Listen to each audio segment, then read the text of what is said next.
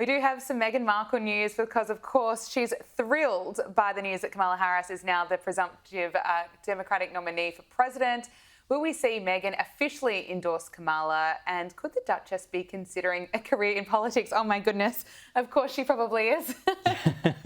Yeah, that's right. So Meghan's reportedly very happy about Kamala being the nominee for the Democratic presidential, candidate. She will likely come out, I think, and formally endorse Kamala. During the previous election cycle, Meghan and Harry dipped their toe in politics, subtly encouraging Americans to vote and also subtly endorsing the Democratic Party. We know that Meghan is more of a Democrat herself. And I wouldn't be surprised if she doesn't use this as an opportunity to build up her platform in Washington, D.C. There's been a lot of speculation over the years that Meghan is, interested in a career in politics.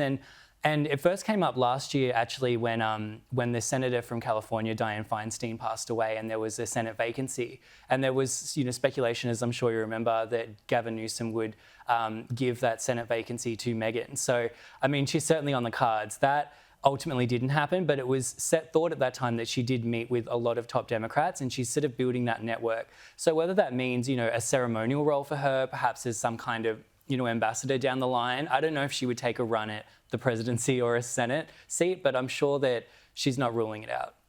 I don't think a Meghan Markle endorsement is really going to help Kamala Harris, but it was interesting. I was listening to some of the coverage of Kamala Harris and people were describing her as the Meghan Markle of American politics because she's so unpopular. Oh, God. There we go. So we'll see if she's going to formally endorse Kamala Harris. Now, the former chair of Prince Harry's Invictus Games Foundation has officially left the organisation weeks after the Pat Tillman Award debacle. What did Harry have to say about the resignation and the future of Invictus? Well, the timing of this was quite unfortunate. Dominic Reid, who's been the chair of Invictus really since its inception 10 years ago, he's stepped down. He formally resigned last week. And it was a positive, it wasn't a negative thing. I don't think that it was spurred by the timing of the Pat Tillman Award debacle, but it is unfortunate timing because it does, beg the question, did that spur him on to do it? He was very, congratulated Harry in his resignation. He said it was the right time to go, and vice versa. Harry's come out, he congratulated and thanked his friend Dominic for 10 years of service.